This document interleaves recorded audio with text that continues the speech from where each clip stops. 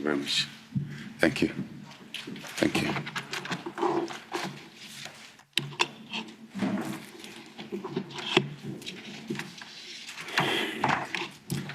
Thank you very much, Your Excellency, MS Robert Metsola, President of the European Union Parliament, honorable members of the European Union Parliament, distinguished ladies and gentlemen, greetings to you all from Zambia. Allow me first and foremost to express our sincere condolences on behalf of the people of Zambia, and indeed on my own behalf, on the passing on of His Excellency Mr. David Sassoli, former President of the European Parliament. May his soul rest in peace. Honorable members, this is the first time in Zambia's history that a sitting president addresses the European Union Parliament. And it is a source of great pride for our country that we have been recognized as an exemplary democracy on the African continent and as a key cooperating partner of the European Union. We thank you for this recognition, and we look forward to deepening our engagement and collaboration in the coming years, which should result in tangible benefits for both the people of the Republic of Zambia and indeed the European Union. May I address my 2017 incarceration, which the President of the Parliament has indicated. Honourable members, it is a particular privilege for me to personally address this Parliament, given the circumstances of 2017. I'm talking about the incarceration.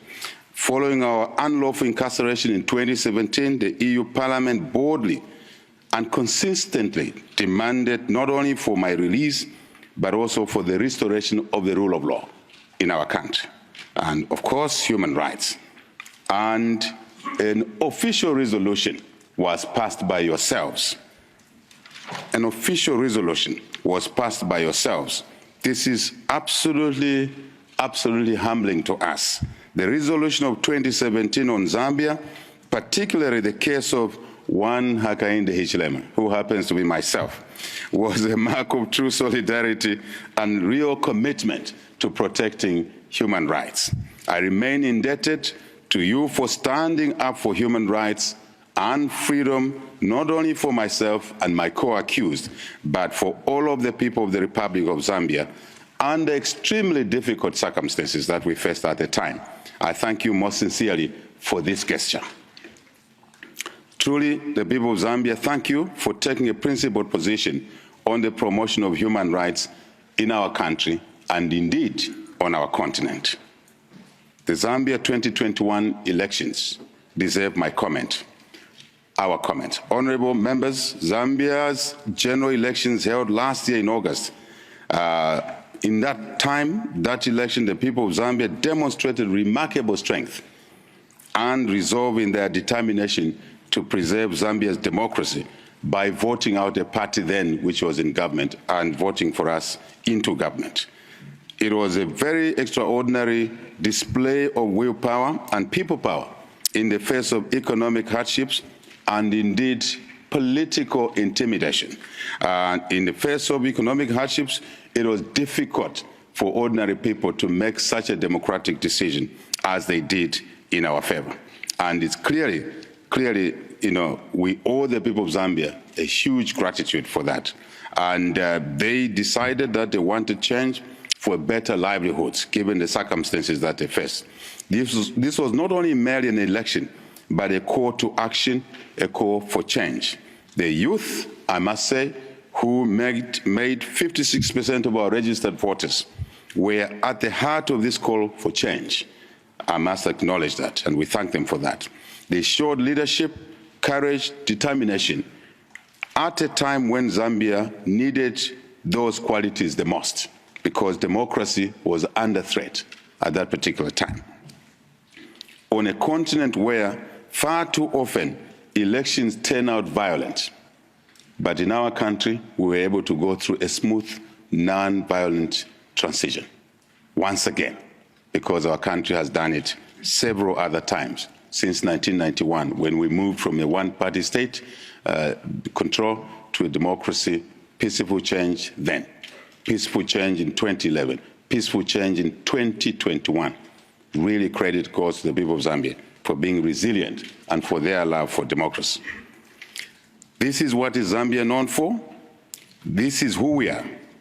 And we intend to continue on this path on our continent, which sometimes is described negatively, if not sometimes, but most of the times, I must say. Honorable members, as we reflect on this achievement, I wish to once again express our sincere gratitude to the European Union, yourselves, who together with others deployed a physical observer mission in our country to observe elections led by one of you here, honorable member of this House, Madam Maria Arena. Thank you to you, Madam, and your team.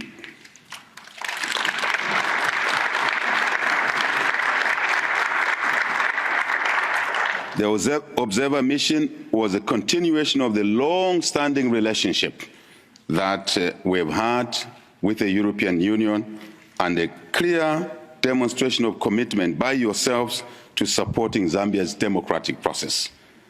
Well acknowledged and appreciated. On behalf of the people of Zambia, I wish to place on record our deep sense of gratitude to you in the EU, who once again demonstrated your commitment to working alongside us in our quest for development under difficult circumstances. We thank you for that. Let me address the issues of human rights, governance, and anti-corruption in our country. Honorable members, in Zambia, we inherited a very difficult situation, and Zambia, at a time of elections, was on the brink of economic collapse, where corruption, excess, and greed of public officials reigned supreme. No one stood in their way. They got what they wanted, yet they were supposed to be servants of the people, not to be served, but they chose to be served. So much short-sighted policies were put in place, designed to extract maximum benefit for the few at the expense of the many, where the order of the day was basically converting public resources into private hands. Really an unacceptable situation. In the Zambia, we inherited freedom of expression, freedom of association, civic participation was curtailed. Our democratic institutions designed to ensure checks and balances were compromised, ladies and gentlemen, honorable members of this House, and reduced to mere instruments of dominance for those who held power. Very evident. It is against that backdrop that I stand here to firmly attest that the rule of law, following the changes in our elections in August, the rule of law and respect for human rights are a matter of priority in terms of their restoration. And we did just that as one of our major pronouncements after taking office was to indicate to all citizens that community violence, political thuggery was unacceptable. And anyone who engaged in that, from then the ruling party at the time, or from our own party, would be on their own. And that signified the end of community violence. And today, Zambians can move freely at bus stops, at markets, widows, single mothers, trading to take care of their children without violence, which we experienced only 11 months ago. Leadership, in our view, is key in these areas. I must say, Zambia's reputation for peace and democracy is a source of great pride to us, which our administration will continue to protect and safeguard. The peace, stability, and unity of our beloved nation is not up for any negotiation at any cost. And we want to make sure that as we progress managing public affairs, we strengthen institutions so that in future no one comes again with such heavy-handedness. I think it's important for us to draw the line and ensure that such things don't become common in future. But we need partners to do that. You are the partners. You are some of the partners.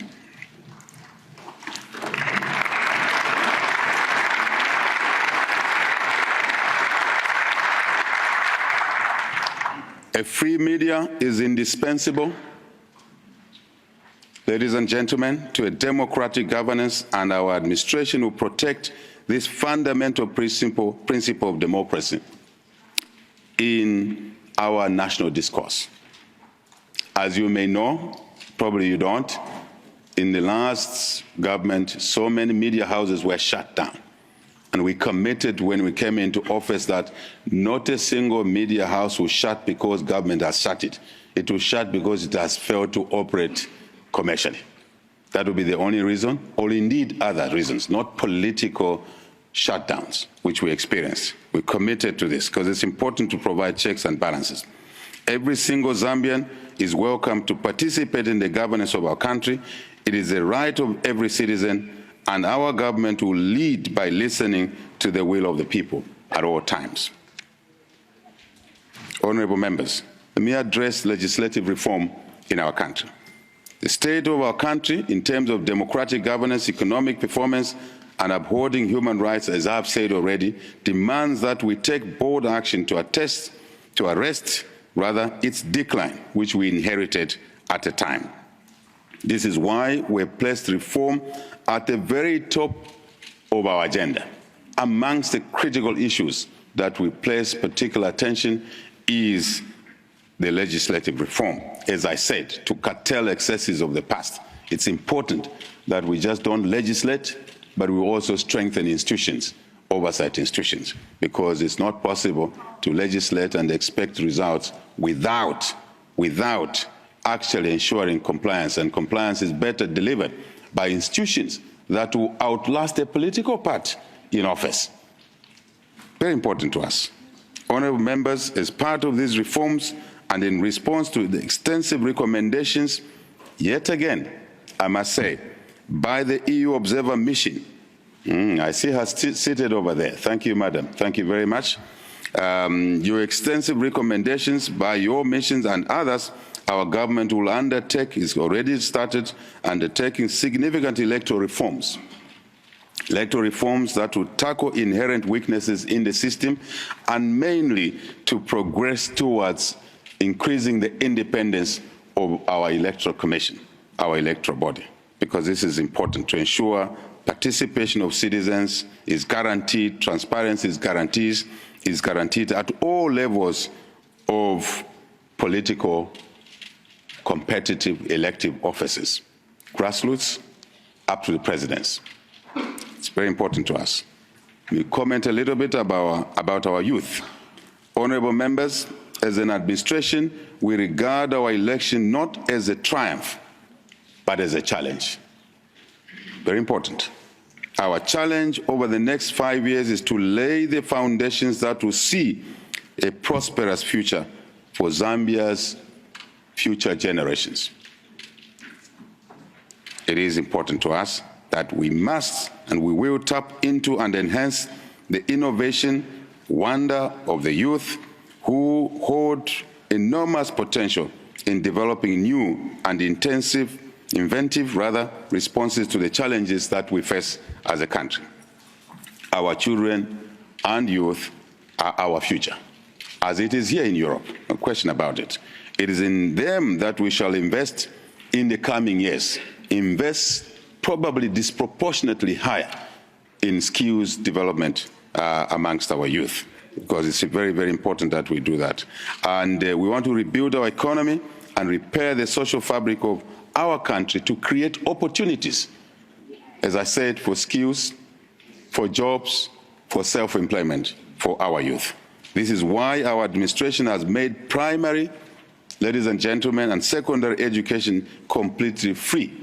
Even in a challenged environment with a restricted treasury, our first budget delivered free education, universal education for all our children, especially children from disadvantaged families and underprivileged families.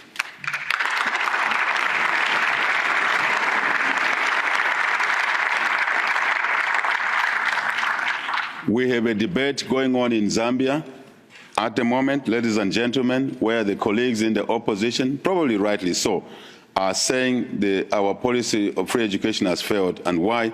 Because there's over-enrollment in the classrooms. There are more pupils than ever before the policy was introduced. And we have responded and said, it's a clear demonstration that children were not in school before the free education policy was implemented. Our challenge now is to buy more desks, to build more classroom space, and we are committed to doing that. I think this is the level we see the importance of the youth and retooling the youths for their future development. Ladies and gentlemen, coupled with a free education, we have also increased what we call a Constituency Development Fund to basically decentralize resource allocation to match the local priorities of our people in the constituencies, all of the constituencies across the country. And then they will decide what is the priority for development for them. And this government, our government, has allocated resources to allow them to implement those developmental priorities that they've decided upon. Never happened before. Never happened before. Just to give you a contrast, 11 months ago, the Constituency Development Fund in our local currency was 1.6 million kwacha. Nothing. In our first budget, we've increased this to 25.7 million kwacha, close to $1.6 million per constituency, to be decided by the local people. It's fundamental. You may not see it that way here because you're a bigger economy, but it's basically a life changer in our country. Let me comment a little bit on our economy and Zambia-EU cooperation. It's very important that we comment on this. Honorable members, the performance of the Zambian economy over the last decade has been on a downward trajectory. Rising cost of basic commodities, the order of the day, cost of fuel, inflation, poor economic policies, as I mentioned earlier, have basically left our economy on its knees before we took office. Our country, yet with so much wealth in terms of potential, was reduced to abject poverty. Our people were reduced to abject poverty. This is unacceptable 58 years after independence. Repairing, therefore, restoring and reviving our economy will therefore be the main marker of our government's performance. That will be the main marker. As a government, we want to make sure that our people are considered first as public servants, which you are yourselves in this parliament. Our people come first. We're there to serve, not to be served by them. A clear contrast from the previous regime. This is our priority and the bedrock upon which we want to develop policies around. This is the change that drove us to be ushered into office. And this is it. That's what we have to work on. We are committed to becoming a more productive and industrious country over the years to come. Zambia has a lot of capacity to produce quality goods and services for the EU and other regional and global markets. We therefore seek favorable trade and investment relationship with yourselves in Europe for mutual benefit. Very important to us. Small, medium enterprises are crucial to us.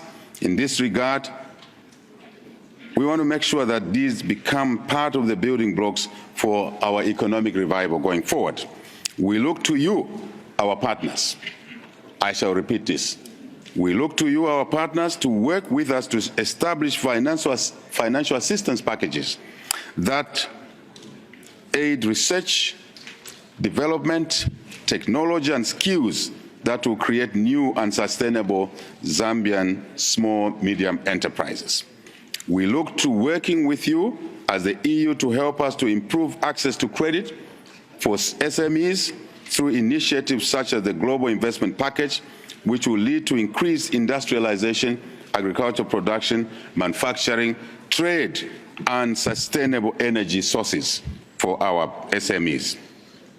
This is the surest and most sustainable way of creating meaningful employment and, of course, diversifying our economy. We are encouraged by the first ever, ladies and gentlemen, we are encouraged by the first ever Zambia-EU Economic Forum, which we recently held in Lusaka under the theme Economic Transformation Through Green Growth. We're very, very enthused about this occasion, and it was the first of its kind between the EU and Zambia. Very, very encouraging to us. This important engagement, which brought together entrepreneurs, corporate institutions, financial institutions from Europe, obviously working with our own people, our own enterprises in Zambia, is very, very highly appreciated. And we expect that it will become an annual event going forward, because we must institutionalize this. We must ensure continuity of the progress that we made. This is in line with our recognition of the private sector as a key driver of our economy, of course with government support. This is a crucial part of our government's efforts to repair, restore and revive Zambia's economy is anchored around these issues. Our government wishes to leverage on these initial steps and ensure that the red tape and other barriers are dealt with. Our economy is open for business. Ladies and gentlemen, once more, our economy is open for business. Zambia is back in business. As you would say it in football here, Europe, like Africa, is a love of football. We are back in the Champions League.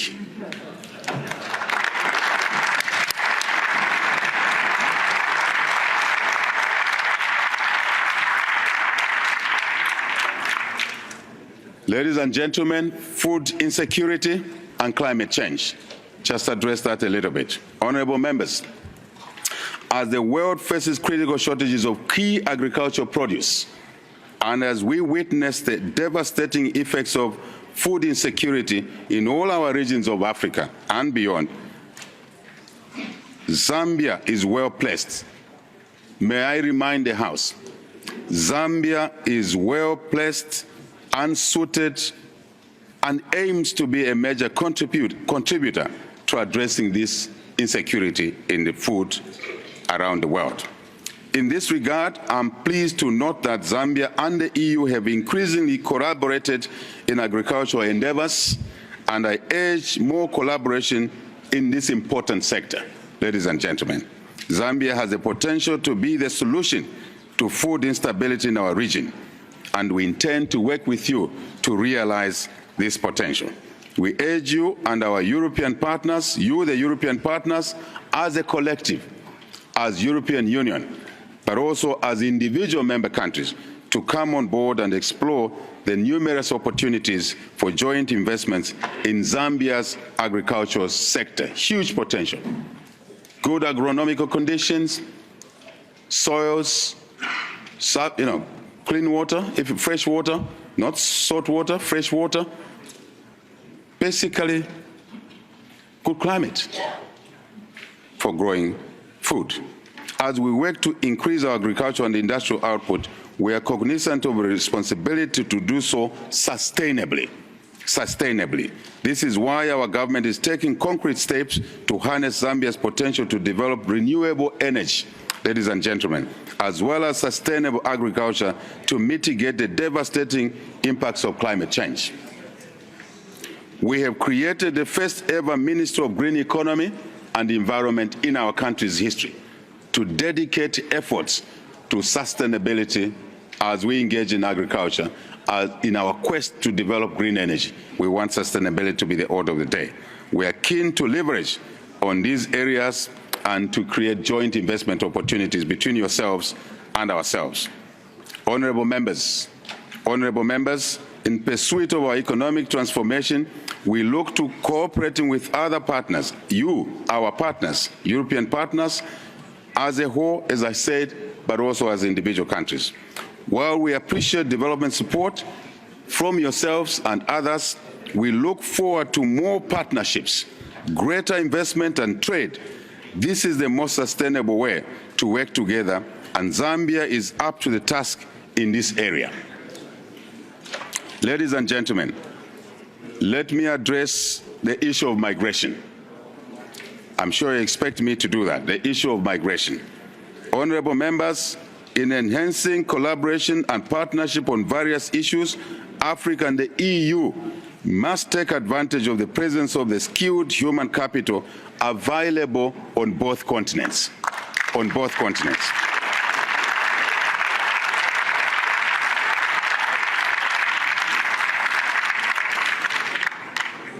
And we're talking about skills from our women. The skills from our women, the skills from our youth who have the energy. These are most desired because they will provide that skilled labor for longer periods of time and help to look after the older skill holders as they retire. I think it's an important equation to look at. So,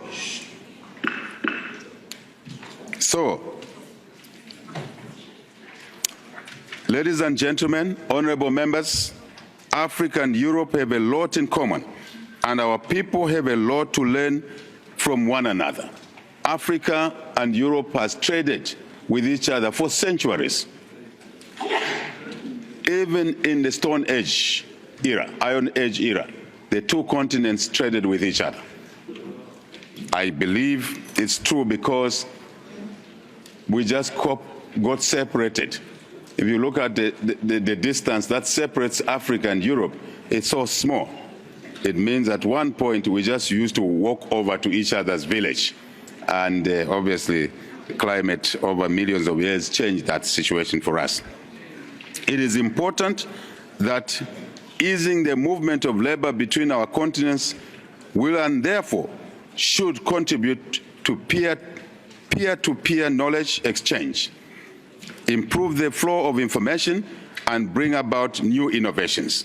Putting in place, therefore, honorables, putting in place formal agreements and easing the movement of people between our regions will also assist in reducing illegal and negative migration. No one wants illegal and negative migration, but we must open up formally so that people can move.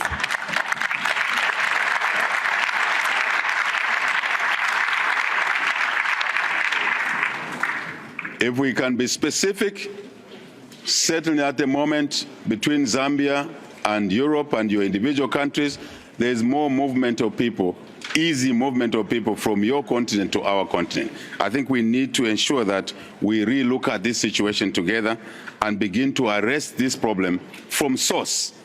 Deal with this negative migration from source, working together. I think it's not health to push back people on ships once they've accessed your countries. We can preempt that. We can proactively avoid that. I believe we can work together in that sphere.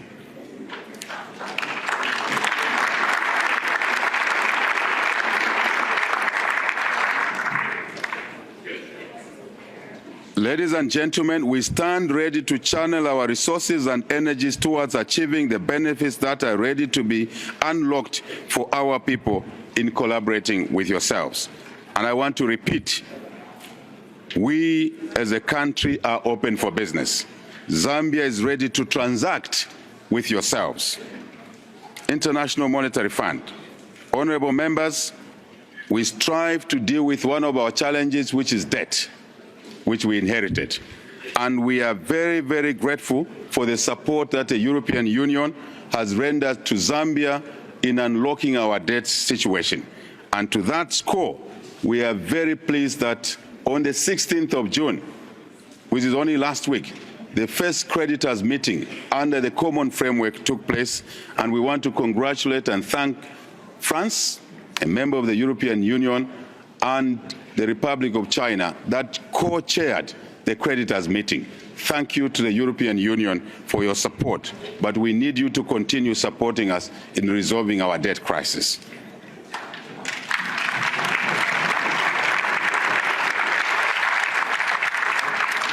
Peace and stability, I'm sure you expect me to address this issue, and I want to address it as well, very briefly. Peace and security. Peace and security, honorable members, Zambia has been a bastion of peace and stability in our region and our continent since independence. We aim to maintain this distinguished reputation as we continue to lead and participate in efforts to restore peace in the troubled regions of not just Southern Africa, but Africa and the continent at large. This is extremely important. Zambia remains actively involved in the ongoing operations in the northern part of Mozambique called Cabo Delgado, where there's extremism there. Zambia remains engaged on the issues around the conflict between DRC, Eastern Congo, and Rwanda. It's very important that we remain engaged. As the world grapples with instability in various regions, we wish to express most sincerely our government's concern regarding the ongoing war in Ukraine. We are extremely concerned about that situation. It is tragic and heartbreaking to witness the thousands of lives lost and the millions displaced unnecessarily as a result of an altogether avoidable conflict in Ukraine.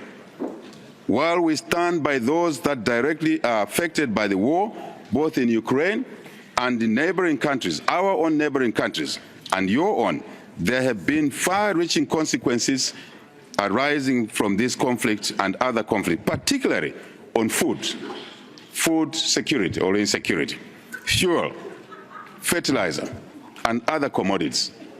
As a country, these three things are challenging our own economic reconstruction efforts: food prices, fuel prices, and fertilizer prices.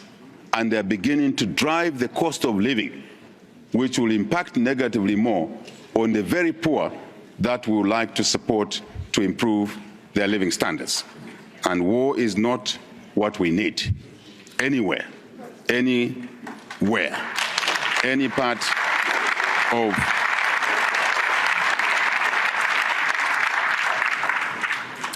We therefore categorically say no to war in Ukraine and elsewhere.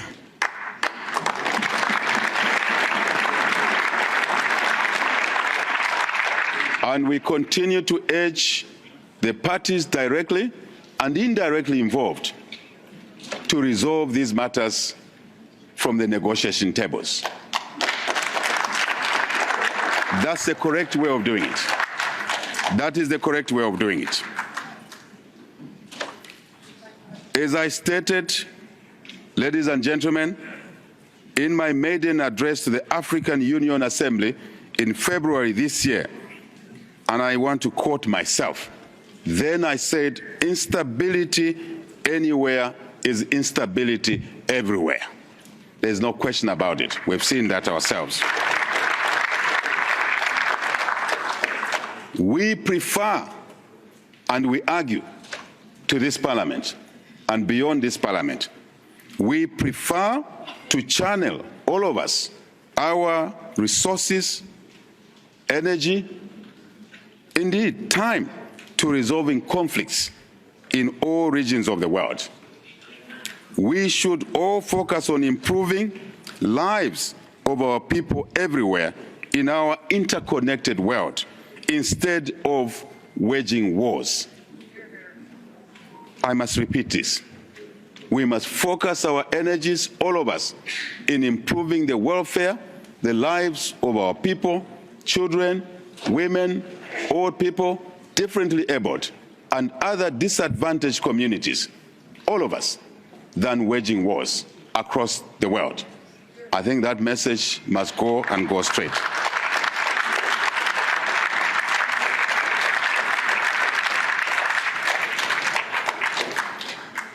Honourable members of the distinguished European Parliament, in conclusion, I wish to express once more profound gratitude for the support that you rendered personally to me in my difficult times and to the people of Zambia during the dark days in our democratic development as a country. Thank you very much for your support. We also wish to thank the European Parliament for the incredible honor and privilege of addressing this esteemed House today. We are so grateful to you because we know you are busy, you have a lot on your plate, but you allowed us to address you, to listen to us. Zambia's partnership with the EU is built on a strong foundation of mutual respect, shared values, and belief in the core tenets of democracy. We look forward to growing this partnership significantly over the years to come, and we are confident of the benefits that our joint efforts will surely yield for our people in Zambia and indeed in the European Union. I thank you for your kind attention.